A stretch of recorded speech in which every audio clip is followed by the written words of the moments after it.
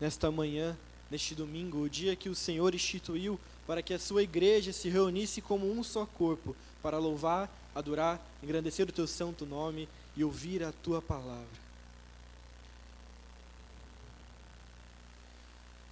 Nesta manhã, eu gostaria de trazer uma breve reflexão sobre a parábola do jovem rico. Então, convido a igreja a ler juntamente comigo o Evangelho de Mateus, no capítulo 19, no versículo 16.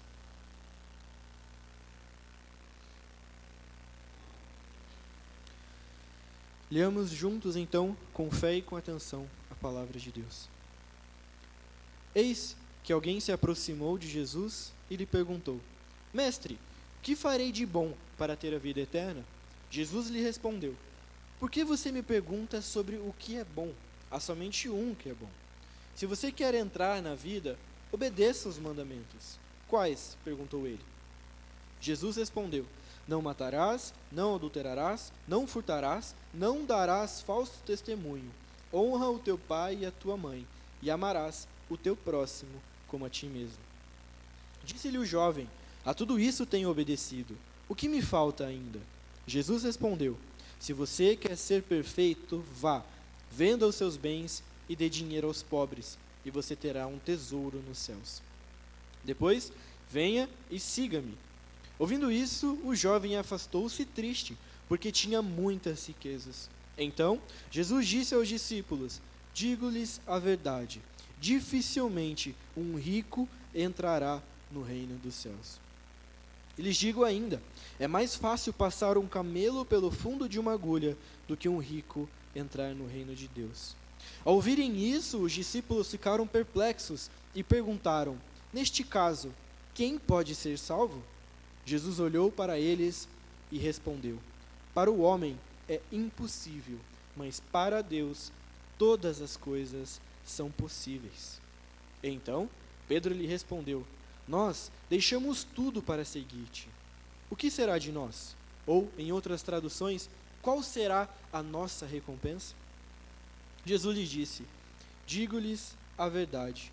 Por ocasião da regeneração de todas as coisas, quando o Filho do Homem se assentar em seu trono glorioso, vocês que me seguiram também se assentarão em 12 tronos para julgar as 12 tribos de Israel. E todos os que tiverem deixado casa, irmãos, irmãs, pai, mãe, filhos ou campos por minha causa, receberão 100 vezes mais e herdarão a vida eterna. Contudo, muitos primeiros serão últimos, e últimos serão primeiros. Amém. Essa passagem que acabamos de ler é a famosa parábola do jovem rico. Um homem que descobrimos possuir muitos bens, muitas riquezas. E um certo dia ele decide questionar a Jesus: Como faço para alcançar a salvação? E em seguida, prontamente, Jesus diz: Você deve guardar os mandamentos. E cita algum deles. O jovem, imagino eu, e o que aparenta ser no texto, cheio de presunção, afirma a Jesus: Eu guardo todos eles. Mas Jesus, conhecendo da intenção do coração daquele jovem, o responde e o instrui a obedecer o primeiro dos mandamentos, quando ele diz: Vende os teus bens. Aqui, Jesus aponta o pecado do jovem rico, a idolatria, que viola o primeiro mandamento: Não terás outros deuses diante de mim. Muitas das vezes entendemos que a idolatria é somente a adoração ou veneração de imagens ou objetos sagrados. No entanto, a idolatria tem mais a ver de amarmos algo a mais do que amamos a Deus, do que estarmos de joelhos prostrados diante de uma estátua. E é isso que Jesus aponta ao jovem rico. Ele não consegue abandonar os seus bens, porque os ama. E o problema aqui não é gostar de algo, mas gostar de algo além do amar a Deus. Gostar de algo a ponto de não conseguir o abandonar, nem mesmo em troca da vida eterna ao lado do Criador. O problema é não amar a Deus acima de todas as coisas.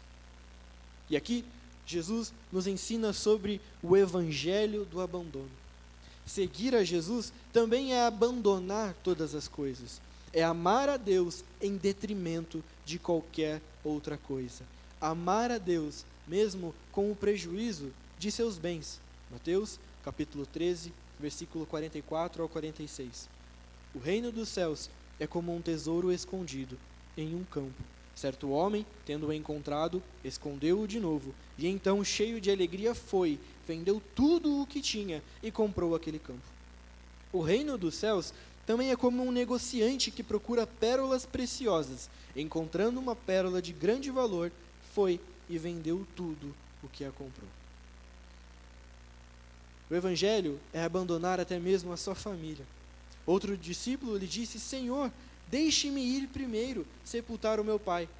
Jesus, porém, lhe disse: siga-me e deixe que os mortos sepultem os seus próprios mortos. Mateus, capítulo 8, versículo 21 a 22. É abandonar até mesmo em detrimento da sua vida. Mateus, capítulo 16, versículo 24. Então, Jesus disse a seus discípulos: se alguém quiser vir após mim, negue a si mesmo, tome a sua cruz e siga-me. Pois quem quiser salvar a sua vida, a perderá. Mas quem perder a própria vida por minha causa, a encontrará. Pois do que adianta o homem ganhar o mundo inteiro e perder a sua vida? Ou o que pode dar o homem em troca da sua vida? Esse é o primeiro ensinamento da parábola. O ensinamento de que o evangelho não é somente seguir a Cristo e seguir aqueles mandamentos que nós gostamos, que nós amamos e que nós temos facilidade. Todos nós temos dificuldade em certos pontos. Todos nós temos problemas em nossas vidas. E pode ser que tenhamos facilidade em algumas, em dar aos pobres, em auxiliar os necessitados, mas podemos ter outras dificuldades, como a idolatria. Não podemos confundir a idolatria como somente, como eu disse anteriormente, somente como adorar imagens ou algo do tipo. Mas nós devemos entender que a idolatria é amar alguma coisa, qualquer coisa, seja ela o que for, acima de Deus e acima do nosso Senhor. Outro ensinamento está no versículo 24, onde Jesus nos diz: E lhes digo ainda, é mais fácil passar um camelo pelo fundo de uma agulha do que um rico entrar no reino de Deus. Nos dias de Jesus, a riqueza era considerada a evidência de aprovação de Deus. Muitos judeus viam os ricos como candidatos mais prováveis ao reino. Mas Jesus reverte totalmente essa ideia. De tal modo que até mesmo os discípulos não compreendem. Quando Jesus nos diz que é mais difícil, é mais fácil um camelo passar pelo fundo da agulha do que um rico entrar no reino dos céus, então no versículo 25, os discípulos questionam: mas então, quem será salvo? Para eles, as pessoas que possuíam bens e riqueza tinham a aprovação de Deus. E por ter a aprovação de Deus, ou por ter mais facilidade devido ao dinheiro e às suas riquezas, eles poderiam mais facilmente alcançar a salvação. E eles ficam perplexos e pensam: mas se um rico não vai ser salvo, então quem pode ser salvo? O que me faz pensar é que hoje não é muito diferente. Nós só trocamos as riquezas por bênçãos e a pobreza por sofrimentos. Nós pensamos que os salvos eles devem ser muito abençoados, como os judeus pensavam que os ricos deveriam ser salvos, ou que por serem salvos eram ricos. Nós pensamos dessa maneira, que por sermos salvos, nós devemos ser muito abençoados e que não teremos sofrimento. Mas a gente já vai falar um pouquinho mais sobre isso.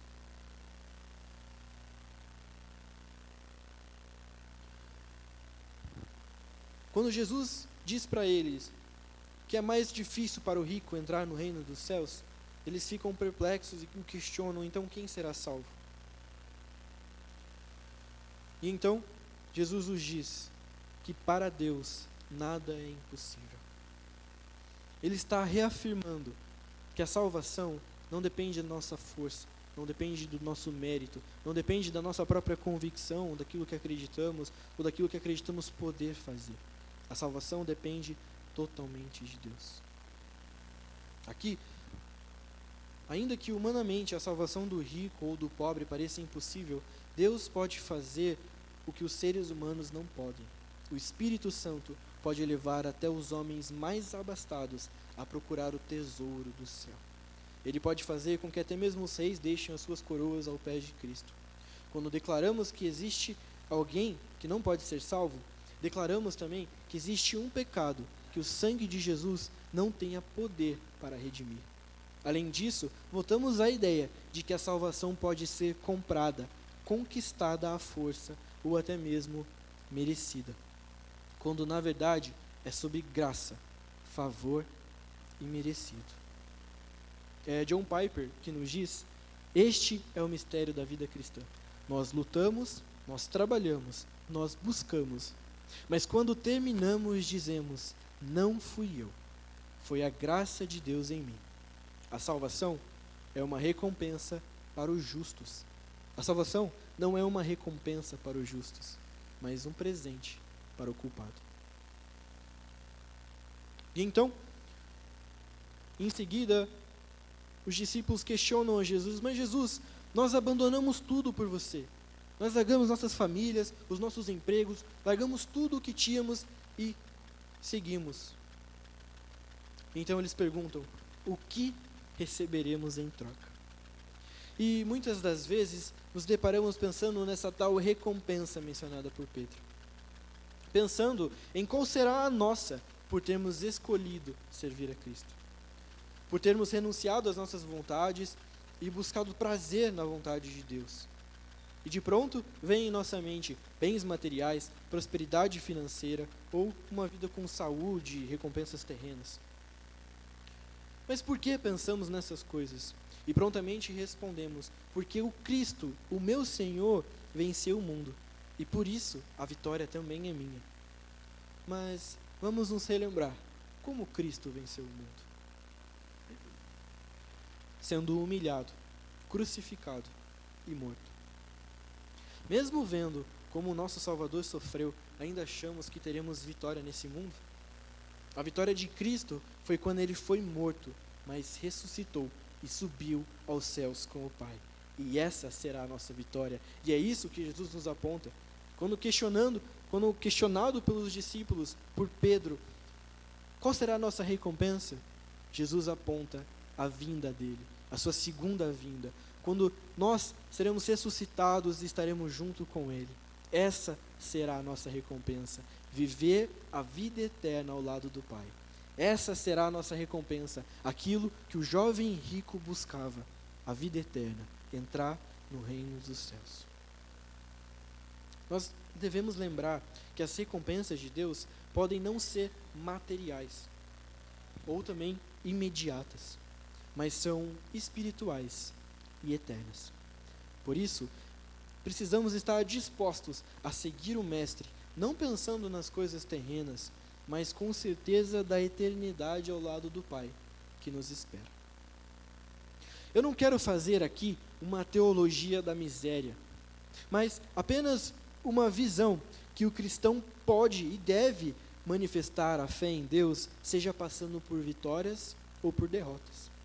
Diante das vitórias, a fé é necessária para evitar a soberba, para afastar de nós a sutil tentação de atribuir o mérito e a garantia do poder e do triunfo a nós mesmos. Quando isso ocorre, o indivíduo pensa estar centrado num trono, mas na verdade, a tal atitude somente revela que ele está alheio e à deriva da verdadeira liberdade cristã. Precisamos de mais fé para não ficarmos decepcionados com Deus quando não alcançamos aquilo que pedimos com tanta insistência, quando somos privados de algo pelo qual oramos com bastante vigor para não perder, quando o diagnóstico que para sobre nós é o pior possível, ou até mesmo quando somos surpreendidos pela morte repentina da pessoa que mais amamos. Como explicaremos isso para as pessoas que são atraídas pela igreja, pelas placas e com dizerem: venha receber a cura, e Deus não a cura? Nós precisamos pregar a verdade do Evangelho. Mas Mateus, Jesus venceu o mundo. Sim, o nosso Senhor venceu o mundo, sendo humilhado, açoitado, cuspido, transpassado e sofrendo a morte de cruz.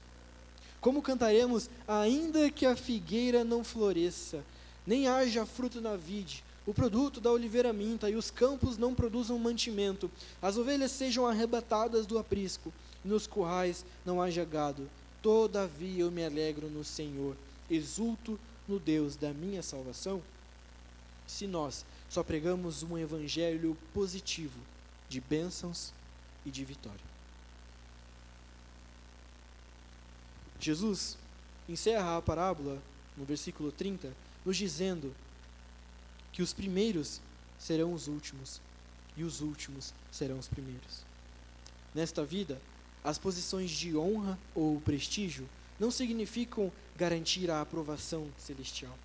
Aliás, na verdade é o inverso. Jesus logo mostrará a seus discípulos, na parábola seguinte, que a sua própria missão não é ser servido, e sim servir. Requer que em seu reino os líderes sejam aqueles que servem como escravos. De modo semelhante, como na parábola dos trabalhadores na vinha, ilustra a extensão do labor terreno de alguém, não pode corresponder ao volume de sua recompensa celestial, visto que o princípio de recompensa no reino não se baseia nos conceitos profanos sobre direitos, e sim na misericórdia divina. Com esta parábola, Jesus nos faz pensar muito e nos faz refletir demais. Refletir as nossas idolatrias. Quais são os desejos do nosso coração? Será que nós queremos realmente ser salvos ou só queremos mostrar para as pessoas que nós fazemos tudo aquilo que o Senhor nos ordena? Será que estamos de coração servindo a Deus? Será que estamos buscando o Senhor com todo o nosso empenho? Ou será que estamos fechando os nossos olhos para aquilo que são o nosso pecado, aquele pecado que está escondido? O jovem rico aparentava ter uma vida boa, certa. Ele diz que cumpria todos os mandamentos citados por Jesus, mas tem um que ele não cumpria. Ele não amava a Deus acima de todas as coisas. Ele não teve coragem.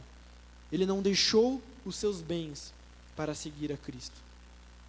Ele não deixou o amor ao dinheiro deixá-lo entrar no reino dos céus. Jesus ainda nos diz mais nessa parábola. Ele nos mostra que para Deus nada é impossível. Mesmo quando nos deparamos num momento de tristeza e angústia, ao recebermos essas mensagens pregadas do Evangelho, mesmo quando somos confrontados por Cristo, como o jovem rico foi confrontado, a nossa reação é parecida com a do jovem rico. A nossa vontade é nos virarmos tristes e irmos embora, como esse jovem fez.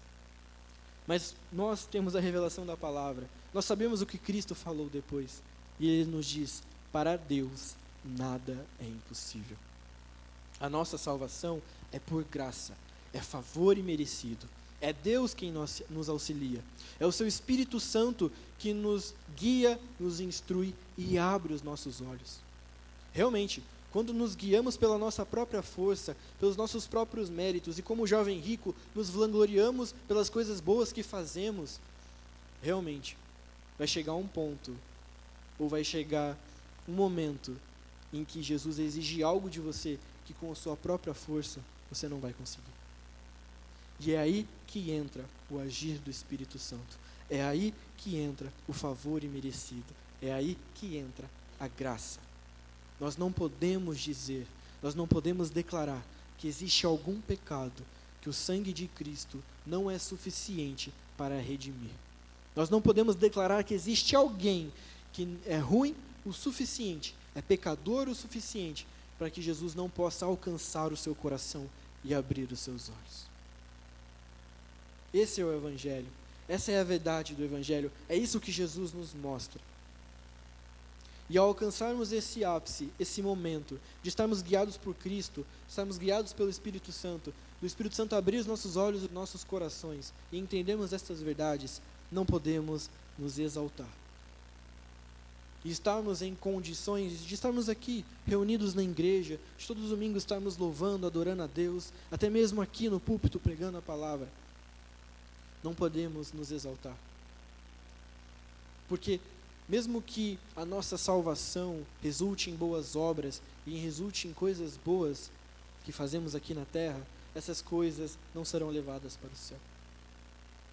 Não importa o quanto nós lutamos e com nossas próprias forças conquistamos algo. O que importa realmente é a graça divina, é a dádiva divina. A justiça de Deus é diferente da justiça dos homens. Então, mesmo que nós vejamos pessoas com muitas riquezas, muitas bênçãos, uma pessoa que não tenha problema em sua família, enfim, isso não é sinônimo de uma vida de uma pessoa salva. Porque o crente sim pode passar por problemas. O crente sim pode passar por dificuldades. Em conclusão, nós somos como o jovem rico, idólatras por natureza, cada um com a sua paixão. Colocamos acima de Deus facilmente qualquer coisa. Somos confrontados pelo Evangelho, por um Evangelho de renúncias. E ao tentarmos colocar em prática os seus mandamentos, falhamos. E logo o sentimento de que a salvação de Deus não nos atingirá, nos domina. Mas somos lembrados de que para Deus nada é impossível, de que o seu sangue é poderoso para redimir o pior dos pecadores. A sua graça e a sua misericórdia nos liberta. O Espírito Santo abre os nossos olhos para enxergarmos a beleza em Deus do que qualquer outra coisa. Amém? Vamos orar. Senhor Deus, estamos aqui, ó Pai, na Tua casa, mas principalmente, Senhor, diante da Tua presença. Senhor, sabemos, ó Pai, que por muitas das vezes deixamos nos dominar pelas nossas paixões e pelas nossas idolatrias. Colocamos, Senhor, facilmente qualquer coisa acima de Ti, Pai. Mas nós, em posição de humilhação, rendidos a Ti, Senhor, prostrados a Ti, Senhor, clamamos e exclamamos, Senhor, interceda em nosso favor, Senhor. Coloque o amor em Ti acima de todas as coisas em nossas vidas, Senhor. Nós sabemos que pelas nossas próprias forças não vamos conseguir. Se confiarmos nos nossos próprios méritos, Senhor, faremos assim, faremos como o jovem rico, viraremos as costas e tristes iremos embora. Mas nós temos a revelação da Tua palavra, Senhor. Nós sabemos o que o Senhor nos diz na parábola seguinte, Senhor. Nós sabemos a continuação dessa história. E sabemos, Senhor, que para Ti nada é impossível. Sabemos que a nossa salvação não depende somente de nós, mas é por graça, é um favor imerecido, Senhor. Sabemos, ó Deus, que temos a Ti, Senhor, para nos consolar e nos redimir, Senhor.